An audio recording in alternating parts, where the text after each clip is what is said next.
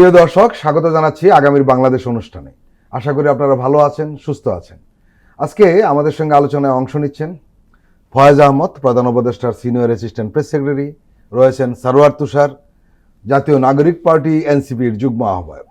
আপনাদের দুজনকেই স্বাগত। আজ যেসব সংকট, সেটা রাজনীতিক হোক, কূটনীতিক হোক বা আইনশৃঙ্খলা, সব কিছুর দায় সবাই অন্তর্বর্তীকালীন সরকারকে দিচ্ছে। ফয়েজ আহমদ, আপনার কি সে দায়িত্ব নিচ্ছেন না এড়িয়ে যাচ্ছেন? আজকে সংকটের একটা ঐতিহাসিক পরম্পরা আছে। আজকে সংকটের একটা রাজনৈতিক স্বরূপ উন্মোচনের ব্যাপার আছে। সুতরাং যে সমস্ত আপনি যেটা বলছেন যে কূটনৈতিক সংকট, আমাদের রাজনৈতিক সংকট বা আভ্যন্তরীণ অন্যান্য আইন শৃঙ্খলা থেকে নানান ইস্যুতে সিকিউরিটির ক্ষেত্রে যদি সংকটের কথা আপনি বলেন, সেগুলি শুধুমাত্র যে হঠাৎ করে উদ্ভব হওয়া কোনো সংকট তা নয়।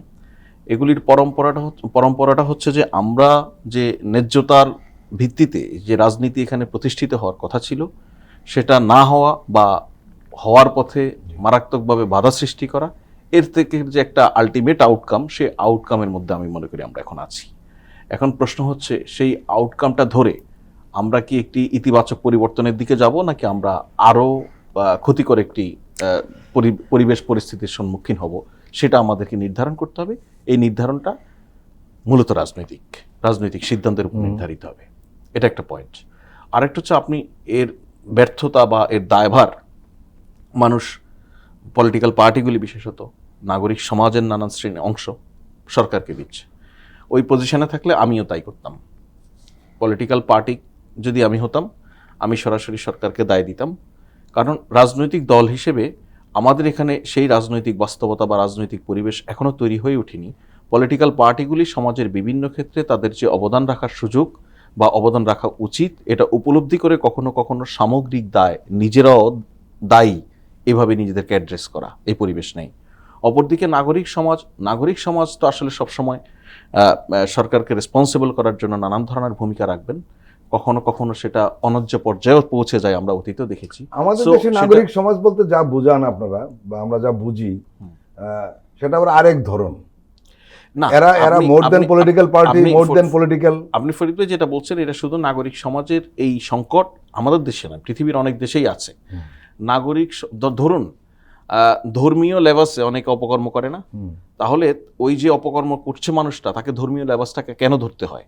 কারণ মানুষ বুঝে নেয় ধর্মীয় লেবাস থাকার ফলে এই মানুষটা সৎ হবে, ওই লেবাসটাকে সে ইউজ করে। ঠিক একইভাবে নাগরিক সমাজ সেজে অনেকে তার অনেক অন্যায়কে বৈধ করার চেষ্টা করে। এখানে একটা প্রবলেম হয়েছে, উদ্দেশ্য হাসিলের চেষ্টা করে। নাগরিক সমাজের প্রসঙ্গটা তো এনেছেন।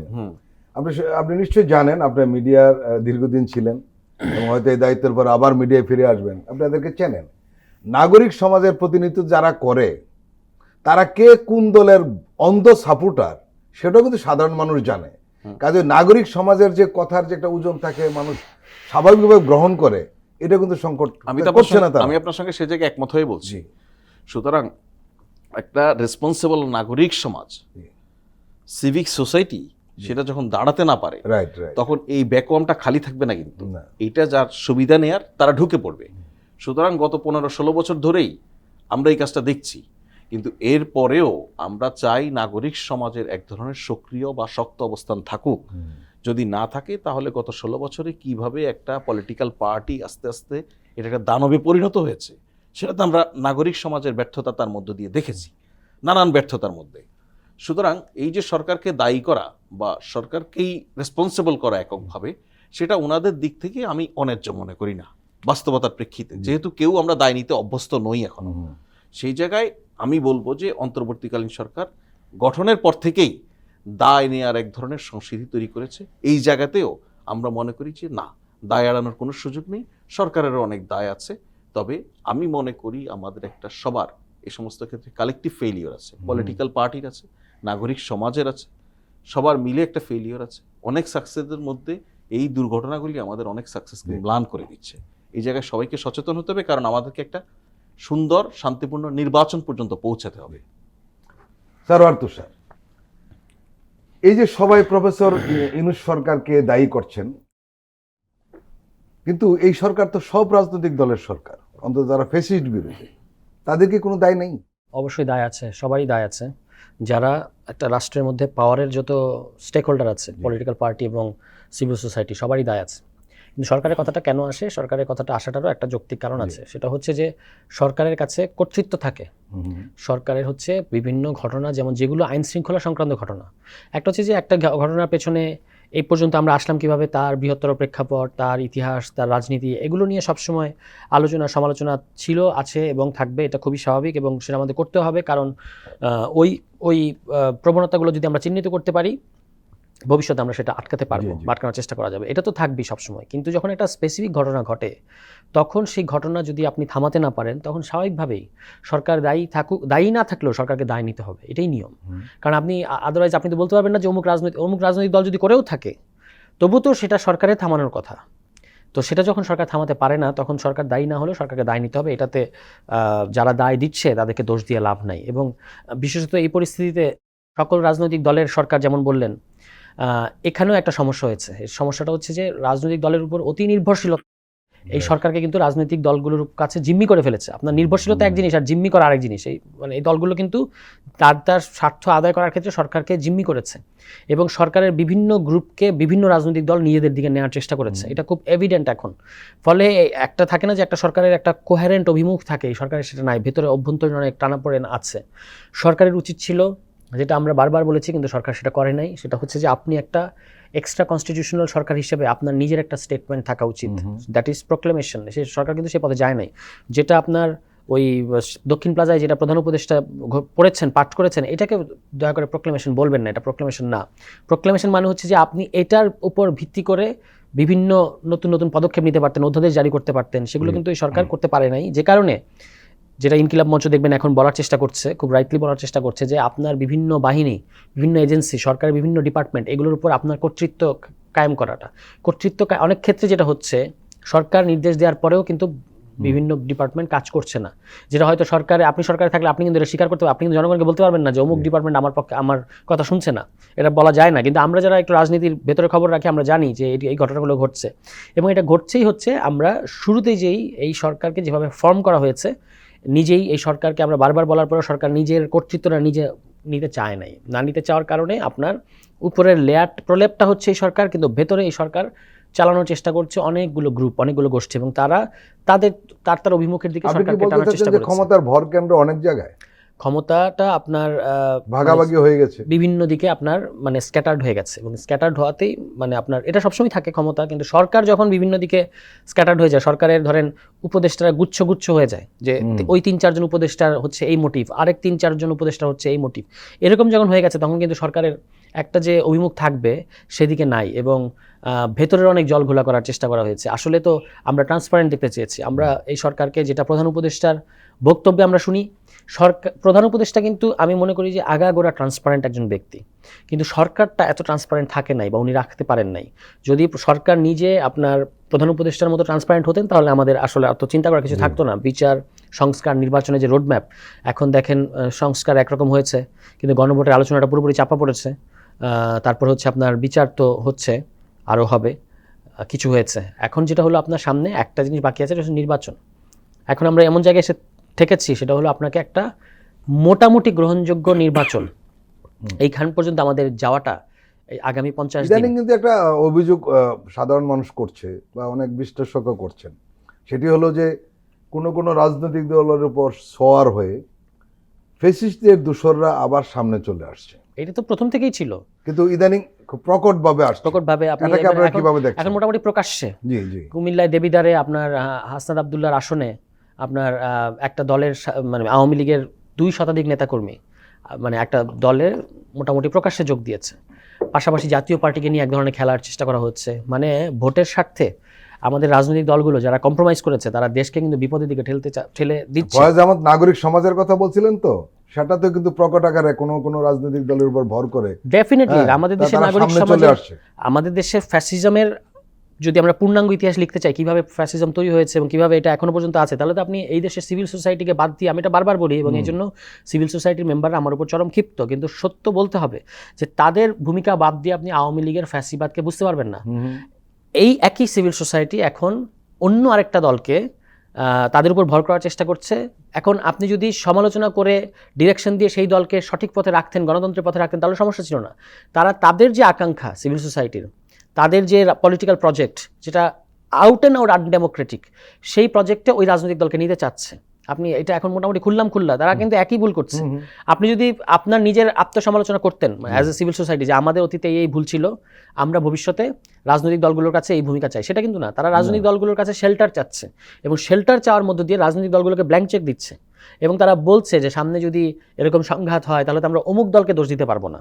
তার মানে কথাটার মধ্যে খুব পরিষ্কার টোন আছে। কিন্তু এই জিনিসগুলো এখনো ঘটতেছে, এবং এটার থেকে আমি জানি না কিভাবে মুক্তি হবে। আমরা আশা করেছিলাম যে একটা নতুন অর্গানিক সিভিল সোসাইটি গড়ে উঠবে, যারা আসলে মানে বিদেশি ফান্ডেড না, যারা আসলে এনজিও ব্যাকড আপ না, যারা আসলে একেবারে অর্গানিক যে সিভিল সোসাইটি, তোর ইয়াংদের সমন্বয়ে, সেটা কিন্তু হচ্ছিল, কিন্তু এটাকে নানাভাবে বাধাগ্রস্ত করা হয়েছে, নষ্ট করে দেওয়া হয়েছে। এবং আপনি আমাদের যে উজ্জ্বল নক্ষত্র, ঐতিহাসিক, যিনি আমাদের মধ্যে আর নাই, শহীদ হাদি, তার কিন্তু প্রধান মানে অন্যতম প্রধান প্রজেক্ট ছিল এটা, যে একটা independent civil society, independent Democratic cultural narrative, যার প্রধান লক্ষ্য হবে ইনসাফ, এবং পূর্বতন যে ন্যারেটিভগুলো ছিল তার মধ্যে যে ফ্যাসিজম লুকিয়ে আছে, এগুলোকে সে আইডেন্টিফাই করার চেষ্টা করল। আমি এখন আমাদের খুব কাছের ছিল, এত কাছে থাকলে বোঝা যায় না, কিন্তু যখন সে আমাদের মধ্যে নাই, তার পুরনো কথাগুলো আবার যখন শুনছি, আমি দেখলাম যে কোনো একটা প্রোগ্রামে গিয়ে সে আপনার পার্টিশন, এই যে 47-এর পার্টিশনের সিনেমার ন্যারেটিভের মধ্যে কী প্রবলেম, এটা নিয়েও কথা বলছে। কত দিকে তার দৃষ্টি ছিল। মানে যাই হোক, এখন আমাদের মধ্যে সে না, এটা আমাদের একটা অপূরণীয় ক্ষতি।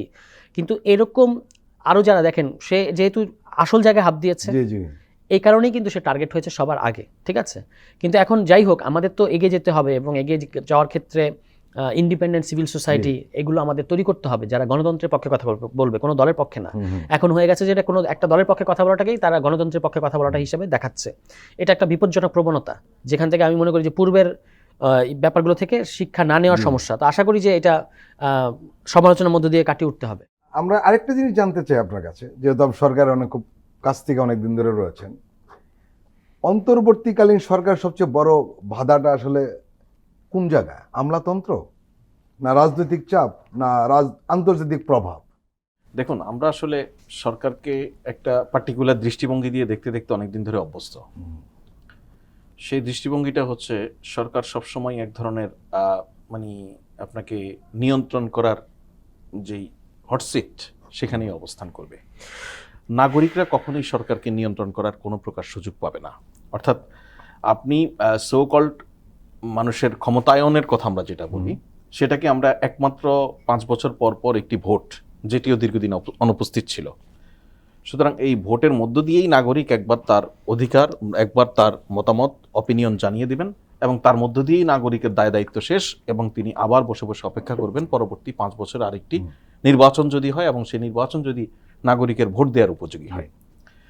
সেই বাস্তবতায় আপনি এই যে তাহলে সারা দুনিয়া পাল্টে গেল, সারা দুনিয়াতে প্রতিনিয়ত রিয়েল টাইম মানুষ তার অপিনিয়ন নানান প্ল্যাটফর্মে নানানভাবে জানাচ্ছে, তাহলে একটা দেশ, একটা সরকার, একটা রাষ্ট্র কেন সেগুলিকে অ্যাড্রেস করবে না?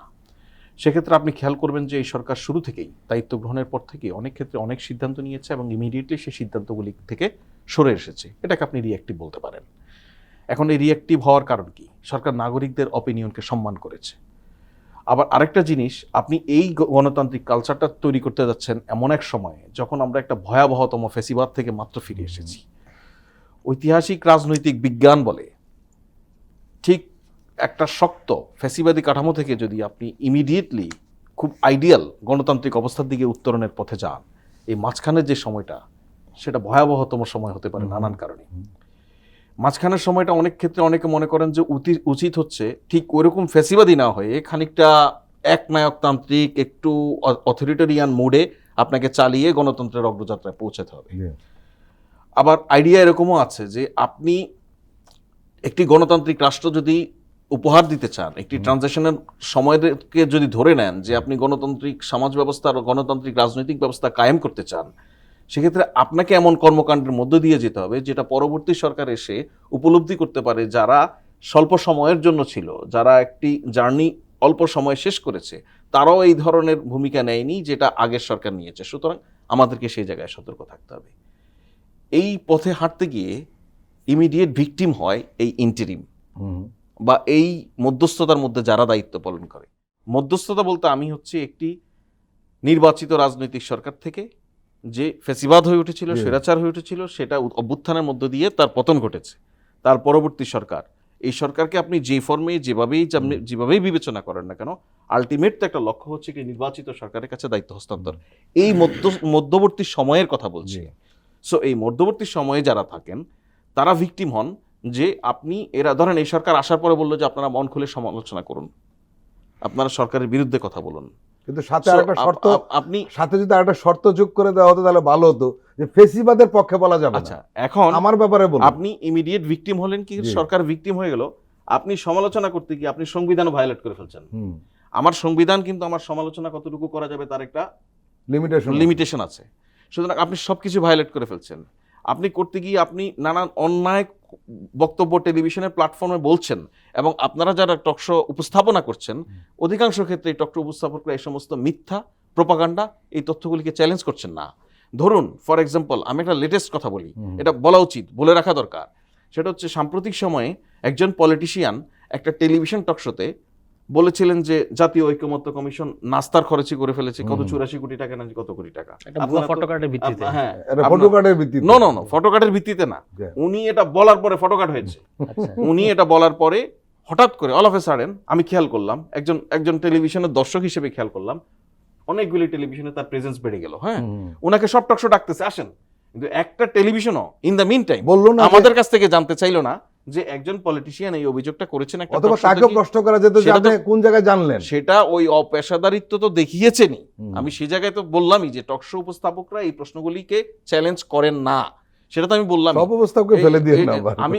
আপনি যখন ফরিদ ভাই আপনি তো এখন কয়জনের দায়িত্ব নিতে পারবেন আপনাকে আমি বলি। সেটাই। সো এই বাস্তবতা তো আছে। সো এরপরে দেখলাম ওই টক শোতে ওই পলিটিশিয়ানের ডিমান্ড বেড়ে গেল। সো আপনার যেই সোসাইটিতে যেই বাস্তবতায় আপনাকে একটা কথা বলার অবাধ সমালোচনার সুযোগ না, এটা অধিকার, আপনার অধিকারটা নিশ্চিত করার ফলে আপনি মিথ্যা তথ্য ছড়ানোর জন্য একটা প্ল্যাটফর্ম পেয়ে যান, এবং মিথ্যা তথ্যের ডিমান্ড এখানে বেড়ে যায়, ক্লিক বাইট আপনাকে আগ্রাসী ভূমিকায় পেয়ে বসে। সেই বাস্তবতার এই যে ধরুন আমি একটা খুব সিম্পল বললাম, জি। এটার ইমিডিয়েট ভিকটিম কে? সরকার। তো কিন্তু তাকে সরকার তো প্রশ্ন করতে পারতো। আমি আপনি বলছি, কিভাবে এটা বলেন? আমি বলছি সরকারকে এখানে সরকার তাকে প্রশ্ন করা হ্যাঁ। মানে কি আপনি তাকে তুলে নিয়ে এসে গ্রিলিং করা? না, না। বিষয়টা তা নয়। আমরা সরকার যে কাজটা করতে পারে, আমরা শুরু থেকে যে কাজটা করছি, দেখুন আমরা অনেক বড় ফাইট, এখানে অনেক বড় চ্যালেঞ্জ আমরা কিন্তু উইন করেছি। এই গভর্নমেন্ট ফর্ম হওয়ার পর থেকে আমরা এই প্রোপাগান্ডার সবচেয়ে বড় শিকার হয়েছি ভারতের মিডিয়া থেকে, তাই তো? আজকে ভারতের মিডিয়ার দিকে আপনি খেয়াল করেন সেই তুলনায় অনেক কমে এসেছে। না, আবার এই ইদানিং fight- বেড়েছে আবার। না, এই ফাইটটা কিন্তু আমরা করেছি শুধুমাত্র ইনফরমেশন দিয়ে। যখন উনি এই ধরনের মিথ্যা তথ্য দিচ্ছেন তখন সরকারের দিক থেকে আমরা সঠিক তথ্যটা প্রকাশ Right. করেছি। মানুষ কিন্তু ইন দ্য মিন টাইম বহু মানুষের মননে মগজে এই জিনিস এস্টাবলিশড হয়ে যায়। সুতরাং আপনি একটা সুযোগ দিবেন আর সুযোগটা অ্যাবিউজ হবে এইভাবে, এই অ্যাবিউজ কন্ট্রোল করার মেকানিজমও এই সরকারের কম। বিকজ ওই যে আপনি একটা অবাধ জায়গায় দিতে চাচ্ছেন, আপনি কাউকে দিয়ে কোনো টেলিভিশনকে, কোনো পত্রিকাকে, আজকে পর্যন্ত কোনো সরকারের প্রতিষ্ঠান, কোনো সংস্থা, কোনো এজেন্সি, সরকারের কোনো মিনিস্ট্রি কখনো চাপ দেয় নাই যে এই নিউজ করা যাবে, এই নিউজ করা যাবে না, অমুককে আপনি টকশোতে আনতে পারবেন।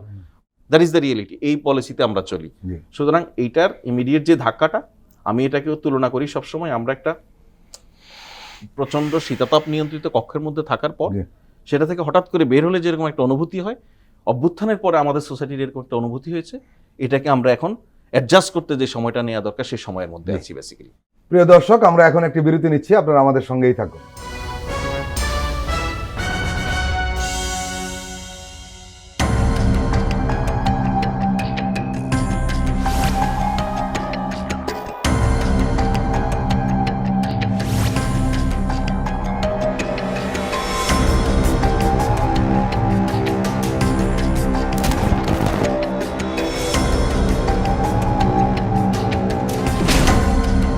ফ্যাসিবাদের দিনলিপি, গবেষণা ও উপস্থাপনা সাইদ খান, প্রযোজনা আফরোজা সুলতানা ও মামুন মাহমুদ।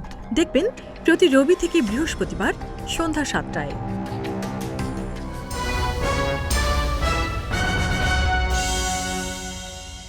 আবারও স্বাগত আগামীর বাংলাদেশ অনুষ্ঠানে। আজকে আমাদের সঙ্গে অতিথি হিসেবে রয়েছেন সারোয়ার তুষার, যুগ্ম আহ্বায়ক জাতীয় নাগরিক পার্টি, রয়েছেন ফয়েজ আহমদ, প্রধান উপদেষ্টার সিনিয়র অ্যাসিস্ট্যান্ট প্রেস সেক্রেটারি।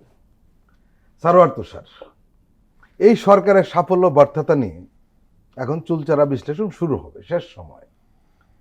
এটা কিসে মাপা হবে, সংস্কারে না একটি গ্রহণযোগ্য নির্বাচনে? পুরোটা একটা প্যাকেজ।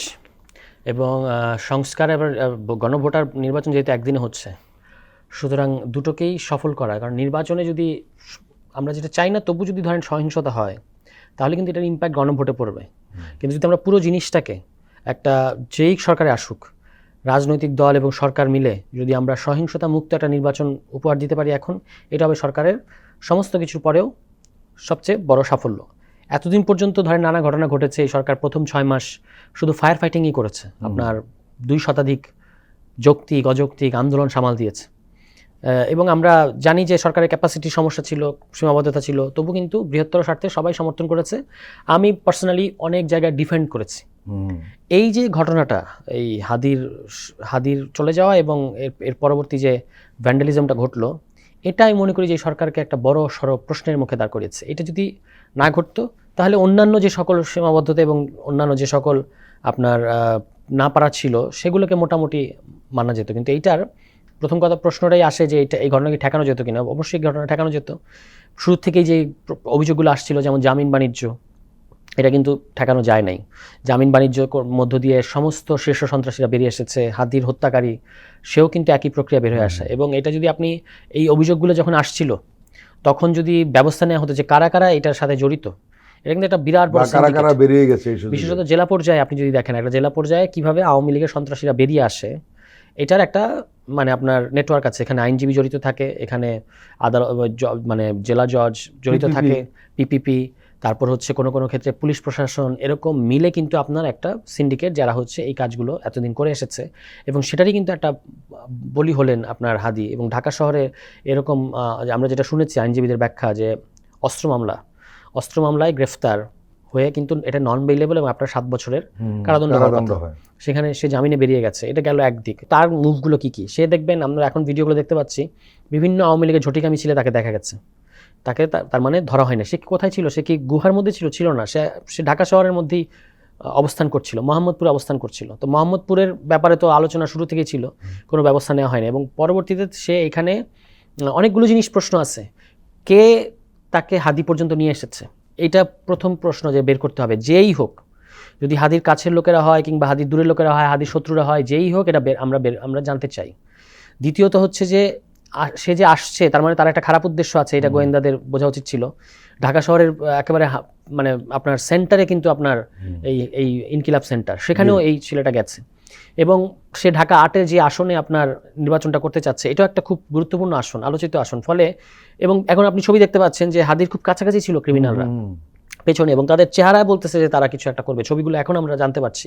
তো এগুলো যদি আগে আইডেন্টিফাই করা যেত, তাহলে আমরা হাদিকে আজকে বাঁচাতে পারতাম। এবং এটা করতে পারে নাই। এই যারাই ধরেন এই প্লট করেছে, এটার পেছনে অনেক বড় একটা ষড়যন্ত্র আছে, আমি বিশ্বাস করি। এই হাদিকে হত্যা করার মধ্যে দিয়ে এটা অনেকে পরিকল্পনাকারী অনেকে আছে।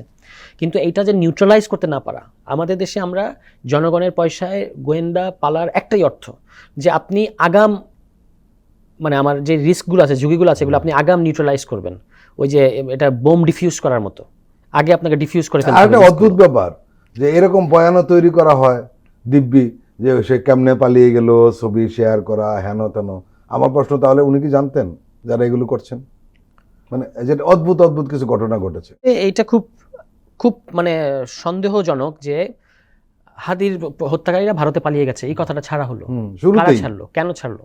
এখন কিন্তু আবার অন্য ধরনের কথা আসছে। আপনি ইনকিলাব মঞ্চের একটা দাবি খেয়াল করেছেন নিশ্চয়ই, যে ইনকিলাব মঞ্চের দাবি হচ্ছে যে তাকে যেন বন্দুক যুদ্ধ বা ক্রসফায়ারে না দেওয়া হয়, আমরা তাকে জীবিত গ্রেফতার দেখতে চাই। তার মানে তাদের কাছে কোনো না কোনোভাবে তথ্য এসেছে, আঁচ করতে পারছেন তারা যে অপরাধী দেশের ভিতরে আছে।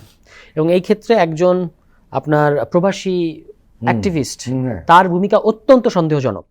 আমরা ন্যায় বিচারের স্বার্থে এবং শুধু সেটা না, অভ্যন্তরীণ নিরাপত্তাকে সিকিউর করার স্বার্থে এই পুরো ঘটনার নেটওয়ার্কটা শনাক্ত করা অত্যন্ত জরুরি। এবং সেটা সরকারের উচিত 20-25, যেটা ইনকিলাব মঞ্চ বলেছে, 1 মাসের মধ্যে বের করা উচিত। প্রয়োজনে এই সকল ক্ষেত্রে আন্তর্জাতিক কিছু সংস্থা, নিরপেক্ষ সংস্থা সহযোগিতা করে থাকে। তাদের সহযোগিতা আপনার মনে থাকবে, অনেক আগে ব্রিটিশ হাই কমিশনার সিলেটের মাজারে গিয়ে যখন বোমা হামলার শিকার হয়েছিলেন, তখন কিন্তু এখানে স্কটল্যান্ড ইয়ার্ডের মতো প্রতিষ্ঠানগুলো এসেছিল। হাদির এই ঘটনা কিন্তু বাংলাদেশের ইতিহাসে সবচেয়ে আলোচিত হত্যাকাণ্ড। এটার ব্যাপারে কোনো ধরনের আমরা নিষ্ক্রিয়তা দেখতে চাই না। প্রোঅ্যাক্টিভ হয়ে সরকারকে এই সিদ্ধান্তগুলো নিয়ে নিতে হবে, এবং এই ক্ষেত্রে আপনি যদি বিদেশি সহযোগিতা নেন, এটা কিন্তু আপনার কোনোভাবেই অযোগ্যতাকে প্রমাণ করে না, বরং এটা নেওয়াটাকেই প্রমাণ করে যে আপনি ঘটনাটাকে আন্তরিক সমাধান করার ক্ষেত্রে। ফলে এই পদক্ষেপগুলো যদি এখন সরকার নেয়, তাহলে পুরো সিন্ডিকেটটা বেরিয়ে আসবে, এবং এটা অত্যন্ত জরুরি আমাদের ইনসাফের স্বার্থে এবং নিরাপত্তার স্বার্থে। ফয়েজ আহমদ, অনেক দিন ধরেই বারবার একটা আলোচনা আসে, উপদেষ্টাদের রদবদল আবার নতুন করে আসছে, এবং আমরা দেখেছি কিছু কিছু উপদেষ্টাকে আসলে খুব নির্মোহভাবে যদি বলা যায় রদবদল করলে ভালো হতো অনেক আগেই, সেটা হয়নি, আমি জানি না কী কারণে হয়নি। আবার নতুন করে আলোচনা আসছে উপদেষ্টাদের কিছু রদবদল হতে পারে। আসলে শেষ সময় রদবদলের সুযোগও কম, এই মুহূর্তে একেবারে কম আসছে, কিন্তু কিছু আলোচনা কি হয়েছিল আসলে রদবদল নিয়ে? দেখুন, এই যে আমার ভাই এনসিপি নেতা, এনসিপি বিভিন্ন রাজনৈতিক দলের সঙ্গে জোটবদ্ধ হয়ে যাচ্ছে আগামী 1 সপ্তাহের মধ্যে, আগামী 15 দিনের মধ্যে মন্ত্রী নিয়েও বাগাবাগি হয়ে গেছে, এরকম এগুলি হচ্ছে পলিটিক্যাল গসিপ টাইপ রিপোর্ট। এখন পর্যন্ত আমরা তো উপদেষ্টা পরিষদের রদবদলের খবর এর আগে অনেকবার শুনেছি, তাই না? সো আমার কাছে যদি আপনি জিজ্ঞেস করেন, আমি একদম পরিষ্কার বলতে পারি, উপদেষ্টা পরিষদে রদবদল করা, উপদেষ্টা পরিষদ থেকে কাউকে বাদ দেয়া বা কাউকে যুক্ত করা, এটা একান্তই প্রধান উপদেষ্টার এখতিয়ার। এটা উনি যদি প্রয়োজন বোধ করেন, উনি হয়তো ওনার উপদেষ্টা পরিষদের খুব প্রয়োজনীয় যাদের সঙ্গে আলাপ করা দরকার তাদের, এটা কিন্তু উপদেষ্টা পরিষদেও আলাপ করে সিদ্ধান্ত নেওয়ার বিষয় নেই, এটা ওনার ব্যক্তিগত সিদ্ধান্তের বিষয়। সুতরাং উনি যদি ওনার খুব শুভাকাঙ্ক্ষী বা ওনার খুব প্রয়োজন মনে করেন, এরকম কার সঙ্গে আলাপ করে সিদ্ধান্ত নেন, উনি সিদ্ধান্ত নেবেন। এটা নিয়ে নানান ধরনের স্পেকুলেটিভ রিপোর্টিং হয় আমাদের দেশে, এই চর্চা আছে। আমরা বিশেষ করে রাজনৈতিক রিপোর্টিংয়ের ক্ষেত্রে মানে বিপুল অধিকাংশ রিপোর্ট খুব স্পেকুলেটিভ হয়, সূত্র জানায়, সংশ্লিষ্ট সূত্র জানায়, সেটাই। এটা এখন পর্যন্ত আমি ওরকমই দেখতে চাই, এর বাইরে আমার কাছে কিছু মনে হয় না। সুতরাং রদবদলের বিষয়টার চেয়ে এখন আমাদের কাছে গুরুত্বপূর্ণ হচ্ছে যে আমরা নির্বাচনের তফসিল ঘোষণা হয়ে গেছে। আপনি যদি খেয়াল করেন যে গতকালই ভোটের গাড়ি বলে একটি কারাভান সারা দেশে 64 জেলায় 300 উপজেলায় যাত্রা শুরু করেছে কিছু সুনির্দিষ্ট উদ্দেশ্য নিয়ে। আপনি গণভোট এবার একটা গুরুত্বপূর্ণ বিষয়, সুতরাং আপনি গণভোট বিষয়ে মানুষকে এডিফাই করার একটা গুরুত্বপূর্ণ ব্যাপার আছে। মানুষকে জানাতে হবে, মানুষকে বোঝাতে হবে যে গণভোট কি, গণভোট কেন, এবং গণভোটটা সে কীভাবে দিবে। আমি একটাকে বলি যে গণভোট হচ্ছে আমাদের একটা যে প্যাকেজ কোয়েশ্চেন, সেই হচ্ছে এমন এক পরীক্ষা দিতে যাচ্ছে নাগরিকরা গণভোটের জন্য যেখানে প্রশ্ন আগে থেকে লিক হয়ে যাওয়া, প্রশ্ন আমাদের সবার জানা, সেই প্রশ্ন জেনে বুঝে আমরা কি উত্তরটা শুধুমাত্র দিব। সুতরাং এই সিদ্ধান্ত আমাদের আগে নেওয়া, পুরো সময় একরকম ভাবে শেষ পর্যায়ে তার ডিসিশন চেঞ্জ করে। গণভোটের বিষয়টা ওরকম না। গণভোটের বিষয়টা হচ্ছে মানুষ জানবে, বুঝবে, নিজের ভবিষ্যতের বিষয়টা চিন্তা করবে, সেই জায়গা থেকে সে হ্যাঁ অথবা না ভোটে ভোট দিবে। সুতরাং আমি যে বলছি মানুষ জানবে, বুঝবে, এই বলার যে আমার মধ্যে ব্যক্তিগত অধিকার তৈরি হওয়া, সেজন্য তো সরকারের কিছু দায়িত্ব আছে। সে দায়িত্বের জায়গা থেকে ইতিমধ্যে নানান পরিসরে নানানভাবে প্রচারণা হয়েছে ভার্চুয়াল মাধ্যমে। এবার ফিজিক্যালি সারা দেশে গাড়ি ঘুরে বেড়াবে, এই গাড়িতে মানুষকে ক্যাম্পেইন করবে, মানুষকে জানাবে, বুঝাবে, নানান ধরনের প্রমোশনাল জিনিসপত্র ম্যাটেরিয়ালস সেখানে আছে, সেগুলির মাধ্যমে। একটা বিষয় সারোয়ার তুষার বলছিলেন, আমি তাকে যে প্রশ্নটা করেছিলাম যে এই সরকারের শেষ ব্যর্থতা বা সাফল্য কীভাবে মাপা হবে, সংস্কারে না নির্বাচনে, আসলে ফাইনালি নির্বাচনেই। সারোয়ার তুষার সেটা উল্লেখ করেছেন, সে নির্বাচনের সংস্কারের প্রসঙ্গ রয়েছে, যেটা আপনি উল্লেখ করলেন যে গণভোট। আসলে নির্বাচনটা যদি ঠিকঠাক মতো হতে পারে এবং ভোটটা যদি মানুষ তার পছন্দ মতো দিতে পারে, বাধাগ্রস্ত না হয়, তাহলে কিন্তু এই সরকারের যত সমালোচনা আছে সব কিছুই মাপ হয়ে যাবে। এখন প্রশ্নটা হলো, আমরা যে কথাটা বারবার এই টকশোতে বলার চেষ্টা করেছি, সেটা হলো যে সরকারের কিছু সীমাবদ্ধতা রয়েছে। আপনি বলেছেন যেটা থাকেই, এই ধরনের সরকার যখন আসে, একটা ফ্যাসিস্ট সরকারের পরে ইন্ট্রিম অবস্থায় তার সীমাবদ্ধতা থাকেই। রাজনৈতিক দলগুলো যদি না চায় তাহলে কিন্তু সুষ্ঠু নির্বাচন সম্ভব নয়, মোটেও না। এই কারণে আমরা বারবার বলছি যে রাজনৈতিক দলগুলোকে আসলে চাচ্ছে, দেখুন, সুষ্ঠু নির্বাচনের জন্য নির্বাচন চাচ্ছে। প্রথম কথা হচ্ছে যে দুটো বিষয়, একটা হচ্ছে যে সরকারের সাফল্য ব্যর্থতাকে ছুলছেরা বিশ্লেষণ হবে, মূল্যায়ন করবে, সে মূল্যায়নটা মানুষ করুক, আমাদের কোনো অসুবিধা নেই। আর মূল্যায়ন এই সমস্ত ক্ষেত্রে করতে গেলে যে এটারও দুটো দিক থাকে। একটি হচ্ছে কি রাজনৈতিক সরকার ক্ষমতায় আছে, তার শেষ মুহূর্তের পারফরমেন্স দিয়ে মানুষকে নানানভাবে কনভিন্স করার চেষ্টা করে তার রিইলেক্টেড হওয়ার বিষয়ে। সো এই সরকারের যেহেতু সেরকম কোনো বিষয় নাই, আপনি অনেক ব্যর্থতার কথা বলতে পারবেন, বাট এরকম অনেক অনেক সাফল্যের কথা বলতে পারবেন, যেগুলি আমি এখন আপনাকে মানে লিস্ট ধরে বলতে চাচ্ছি না, কিন্তু আমি এতটুকু বলতে চাচ্ছি আলটিমেট সাফল্য মানুষ বিশ্লেষণ করবে, মূল্যায়ন করবে সত্যিকার অর্থেই নির্বাচনের মধ্য দিয়ে। আপনি যদি বিচারের কথা বলেন, আমার সরকার যেই 3টে জিনিসকে সর্বোচ্চ গুরুত্ব দিয়ে কাজ করেছে দায়িত্ব গ্রহণের পর, বিচার, সংস্কার এবং নির্বাচন। বিচারের কথা বলেন, আমরা বলবো যে সরকার এই জায়গায় শতভাগ সাফল্যের সঙ্গে ন্যায় বিচার প্রতিষ্ঠার চেষ্টা করেছে, ন্যায় বিচার প্রতিষ্ঠা করতে এখন পর্যন্ত সক্ষম হয়েছে। কারো অভিপ্রায়, কারো অপিনিয়ন চাপিয়ে দেওয়া, কারো দাবির মুখে কোনো কিছুই সরকার বিচার কেন্দ্রিক করেনি। সুতরাং সেই জায়গায় সরকার ন্যায় বিচার প্রতিষ্ঠা করতে সক্ষম হয়েছে। আপনি যদি সংস্কারের কথা বলেন, সংস্কারের মোটা দাগে প্রচুর প্রাতিষ্ঠানিক সংস্কার ইতিমধ্যে হয়ে গেছে, আর মৌলিক যে সংস্কারগুলি বিষয় সেটার জন্য গণভোটের আয়োজন। সো এই গণভোটের প্রস্তুতি তো আমাদের রয়েছেই। একই সঙ্গে জাতীয় নির্বাচনের ক্ষেত্রে আমরা কি একটি দুর্বল, আমরা কি একটি ত্রুটিপূর্ণ নির্বাচন এফোর্ড করতে পারি কিনা, সেটা খুব ইম্পর্টেন্ট। সো পলিটিক্যাল পার্টিগুলি যারা এই নির্বাচনে অংশ নেবেন, আমি বিশ্বাস করি যে ওনারা জানেন যে অ্যাটলিস্ট বাংলাদেশ রাষ্ট্রের জন্মের পর থেকে এখানকার বড় বড় যত রাজনৈতিক সংঘাত সহিংসতার ইতিহাস, এর সব কিছুর নেপথ্য কারণ ত্রুটিপূর্ণ নির্বাচন। শেখ হাসিনা আজকে বাংলাদেশ সহ সমগ্র বিশ্বের গণতান্ত্রিক মানুষের কাছে যে ঘৃণিত এক নাম, এর কারণ হচ্ছে ত্রুটিপূর্ণ নির্বাচন। সুতরাং ভবিষ্যতে যদি কেউ ত্রুটিপূর্ণ নির্বাচন, প্রথম কথা হচ্ছে আমি কোনো গ্যারান্টি দিতে পারি না আপনাকে যে রাজনৈতিক দলগুলি কি করবে, এই গ্যারান্টি ওনারা দিতে পারবেন এক প্ল্যাটফর্মে বসে।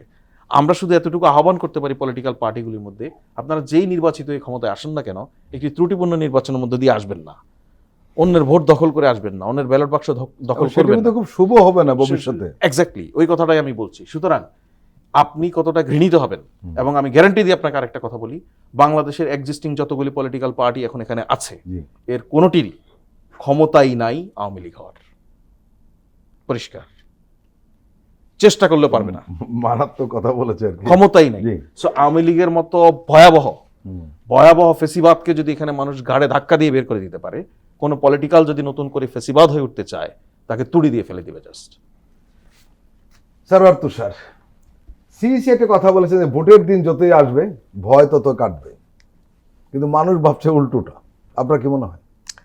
আমি মনে করি যে, আমি জানি না যে আমি তো এখন প্রার্থী, তফসিলের পরে ওনার সম্পর্কে মন্তব্য করা নির্বাচনী আচরণবিধি লঙ্ঘন হবে কিনা, but what ever it is, উনাকে এই পদ থেকে সরানো দরকার। কারণ হচ্ছে উনি, আপনি খেয়াল করেছেন এই ঘটনার পরে উনি একটা মন্তব্য করেছেন, ভয়াবহ একটা মন্তব্য করেছেন। এইটা মন্তব্যের সাথে সাথে আমার মনে হয়েছে সেই শাহজাহান সাহেবের কথা, আওয়ামী লীগ আমলের নিরাপদ সড়ক আন্দোলনের উপরে নিজে হেসে ব্যাপার কথা বলছিলেন, ওটাই কিন্তু স্পার্ক করেছিল একটা আন্দোলন। শুধুমাত্র বাংলাদেশের জনগণ ডক্টর মোহাম্মদ ইউনূস প্রধান উপদেষ্টাকে ভালোবাসে এবং এই জায়গায় দেখতে চায় এবং ওনার মিশনটা কমপ্লিট হোক, এটা মানুষ চায় বলে এই মন্তব্যটাকে মানুষ পিক করে নেয়। আদারওয়াইজ উনি যেভাবে বলেছেন যে 2-4টা হত্যাকাণ্ড, এগুলো বিচ্ছিন্ন ঘটনা, এগুলো হয়, এবং হেসে বলেছেন, এটা মানে ভয়ঙ্কর। এবং উনি বলছেন যে ভোটের দিন যত আসবে তত ভয় কাটতে থাকবে, এরকম কোনো ম্যাজিক কিন্তু আমাদের কাছেও নাই, সরকারের কাছেও নাই। আমাদের কাছে যেটা আছে সেটা হচ্ছে দৃশ্যমান পদক্ষেপ নেওয়া। যে আপনি দৃশ্যমান কি পদক্ষেপ নিয়েছেন যেটা দেখে মানুষের ভয় কাটবে? তাহলে আপনি ভোটের জন্য সুষ্ঠু পরিবেশ হচ্ছে সোজা হিসাব, যে শীর্ষ সন্ত্রাসীদেরকে আইনের আওতায় আনতে হবে, অবৈধ অস্ত্র উদ্ধার করতে হবে। আপনি যখন দেখাবেন যে স্তূপ করা অবৈধ অস্ত্র আপনি উদ্ধার করেছেন, মানুষের মধ্যে কনফিডেন্স আসবে। আপনি যখন দেখাবেন যে অমুক এলাকার প্রত্যেক এলাকায় এরকম শীর্ষ সন্ত্রাসীরা ঘুরঘুর করতেছে, আমার নিজের এলাকায় আছে, আজকে একটা অডিও রেকর্ড ফাঁস হয়েছে যে বলা হচ্ছে যে অমুক প্রার্থীকে জিতবে না মানে অতগুলো শটগান কিনছি। তো এই সমস্ত অডিও রেকর্ড থাকার পরে আপনি যদি ব্যবস্থা না নেন, তাহলে তো মানুষের মধ্যে কনফিডেন্স আসবে না, এবং এইটা আসা উচিত। কারণ আদারওয়াইজ যেটা ফয়েজ ভাই বলেছেন, আমি ওনার সাথে সম্পূর্ণ একমত, যে যারা একটা প্রশ্নবিদ্ধ নির্বাচনের মধ্যে দিয়ে ক্ষমতায় আসতে চাইবে, তাদের যদি আমি সোজা ভাষায়, আমাদের চলতি ভাষায় বলি, তাদের খবর আছে। এটার সেই আওয়ামী লীগের যুগ নাই। ফলে প্রত্যেকের উচিত, প্রত্যেকে কিন্তু সুষ্ঠু নির্বাচন হতে দিলেই যে সবারই কল্যাণ, এবং আপনি আপনার হিস্সা পাবেন। আপনি সুষ্ঠু নির্বাচন হতে দিলে আপনার যতটুকু মানুষ আপনাকে মূল্যায়ন করার আপনাকে করবে, কিন্তু আপনি ক্ষমতার দৌড় বলতে যদি এটা বুঝান যে আমাকে কেন্দ্র দখল করতে হবে এবং আমাকে ব্যালট বাক্স বা এগুলো আগেই আমাকে মেরে ফেলতে হবে, সিল মারতে হবে, তাহলে কিন্তু আপনারকে বাংলাদেশের জনগণ যখন সুযোগ পাবে আওয়ামী লীগের মতো, তখন আপনার এটার জন্য আপনাকে মানে বিচারের মুখোমুখি করবে। এই কারণে আমি মনে করি যে খুব বেশি ক্ষমতার জন্য উন্মত্ত হওয়া উচিত হবে না। রাজনৈতিক দলগুলোর। যখন এই যে ক্ষমতার দৌড়গুলোর আনরেস্টটা কখন তৈরি হয় যখন আপনি পুরো প্রশাসন কবজা করতে চান, যখন পুরো পুলিশকে কবজা করতে চান, আমলাতন্ত্রকে কবজা করতে চান, পুরো এন্টায়ার রাষ্ট্রটাকে আপনি যখন কবজা করতে চান, তখন হচ্ছে এই সমস্যাটা হয়। কিন্তু আপনি যদি মানুষের কাছে ছেড়ে দেন এবং সুষ্ঠু নির্বাচনের প্রতি ভরসা রাখেন, আপনি একটা দল হিসেবে আপনার একটা পার্সেন্টেজ অফ ভোট আছে, আপনি যতগুলো আসন পাওয়ার ততগুলো কিন্তু পাবেন, অর্থাৎ you are part of the power. কিন্তু সমস্যা হয় যখন আপনি পাওয়ারটাকে একেবারে পুরোপুরি নিজের হাতে চান। এটাই হচ্ছে আমাদের রাজনৈতিক দলগুলোর প্রবলেম, এবং এখান থেকেই সংঘাতটা ছড়ায়। এবং এখনো পর্যন্ত যে পরিস্থিতি, সামনে যে মুখোমুখি সংঘাত হবে না এরকম কোনো, তবে একটা আশাবাদের কথা আপনারা দুজনেই বলছিলেন, এটা আমরা সাধারণ মানুষ হিসেবে আশাবাদী হতে পারি। সেটা হলো যে এখানে ভোট কারচুপি কেন্দ্র দখল করে নির্বাচন করে জেতাটা কঠিন হবে, বা জিতলেও পরবর্তী সময় টিকে থাকা কঠিন হবে, মারাত্মক কঠিন হবে। আওয়ামী লীগের ওইরকম একটা কন্ট্রোলড সিস্টেমের মধ্যেও যখন তারা রাতে ভোট করেছে, যখন তারা ব্যালট মানে আগে সিল মেরেছে, দেখেন নির্বাচনগুলোর নাম হয়েছে, একটা বিনা প্রতিদ্বন্দ্বিতা নির্বাচন, একটা হলো আপনার রাতের ভোটের নির্বাচন, একটা হচ্ছে ডামি নির্বাচন। এই ধরনের নির্বাচন উপাধি যদি না দিতে চান, তাহলে আপনাকে সুষ্ঠু নির্বাচনের পথ তৈরি করতে হবে, এবং এটা তৈরি করতে হবে রাজনৈতিক দলগুলোকে। সরকার কোনো একভাবে নির্বাচন করে দেবে, কিন্তু যারা প্রশ্নবিদ্ধ প্রক্রিয়ায়, সহিংসতার মধ্য দিয়ে নানাভাবে, আমি যে কথাগুলো বলছিলাম, একটা প্রশ্নবিদ্ধ প্রক্রিয়া, আপনি ক্ষমতায় গেলে আপনার ক্ষমতায় থাকাটা কঠিন হবে। এই জন্য গণতন্ত্রের স্বার্থে মানুষের উপর ভরসা করা ছাড়া কোনো উপায় নেই। মানুষকে সুষ্ঠু নির্বাচনের পরিবেশ করে দেওয়া উচিত। মানুষ আমাদেরকে মানুষ কিন্তু এটাই বলে, আমরা যখন এখন যাই। আপনাদের গণতন্ত্রের স্বার্থে বলছেন, কেউ কেউ এটা বলছেন, কোন কোন রাজনৈতিক বিশ্লেষক সেই দলগুলো নিজেদের অস্তিত্বের স্বার্থে থাকা উচিত। ফলে ওই যে সবকিছু নিয়ে নেব, এটা হচ্ছে খুব আত্মঘাতী প্রবণতা। জনগণকে আপনি ভোটের পরিবেশ করে দেন এবং মানুষের রায়ের উপর ভরসা রাখেন। আমি বিশ্বাস করি যাকে যেখানে দেখানো দরকার, যাকে যেখানে রাখা দরকার, প্লেস করা দরকার, এটা বাংলাদেশের জনগণ করবে। ফলে ওইখানেই রাজনৈতিক দলগুলো থাকা দরকার। সারোয়ার তুষার, আমরা ইদানিং লক্ষ্য করছি যে তিনজন উপদেষ্টা ছিলেন, ছাত্র উপদেষ্টা, সরকারে থাকা অবস্থায় তাদের বক্তব্য একরকম ছিল, সরকার থেকে বেরিয়ে এসে তারা সরকারকে আবার দোষারোপ করছে। বিশেষ করে আপনার দলের আহ্বায়ক নাহিদ ইসলামের একটি বক্তব্য খুব আলোচিত হচ্ছে। উনি ডেইলি স্টার ও প্রথম আলোতে হামলার ঘটনায় সরকারি একটি অংশের সংশ্লিষ্টতা রয়েছে বলে মনে করেছেন, এই ধরনের একটা বক্তব্য দিয়েছেন।